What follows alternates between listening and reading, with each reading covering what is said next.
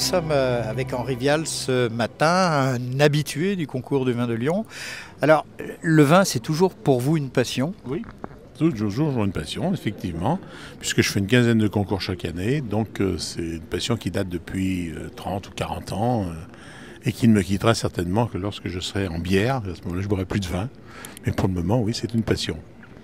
J'aime beaucoup la plaisante sagesse lyonnaise de la bière, mais enfin pour le moment on est au vin, on est même, vous avez une table avec 10 vins et c'est pas mal non plus.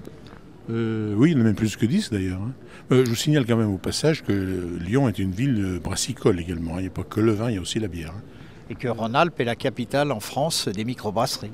Oui, tout à fait.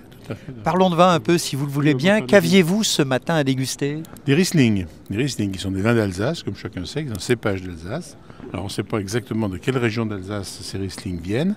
Et la qualité moyenne de tout ce qu'on a dégusté est quand même très très bonne. C'est-à-dire dire que dans l'Alsace, comme dans les autres régions viticoles de France, la qualité des vins s'est nettement améliorée et on a beaucoup de difficultés justement à les sélectionner, à les classer, parce qu'ils sont en général tous bons.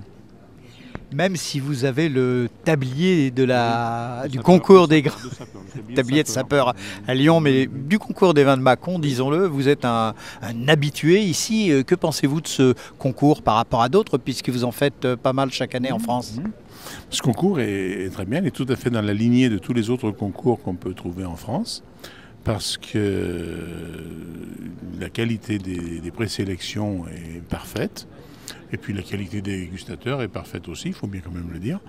Donc effectivement, ces concours qui se développent de plus en plus permettent d'avoir une promotion des vins qui est très très favorable à l'éveil gustatif des générations futures. S'il y avait un petit plus à apporter pour que ça soit encore plus prestigieux? Par rapport à ce concours ou l'ensemble des concours? Par rapport à ce concours, celui des vins de Lyon.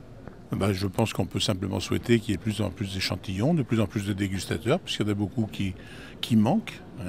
Donc c'est dommage que des gens s'inscrivent et ne viennent pas. S'inscrivent et ne viennent pas, et ils y perdent beaucoup.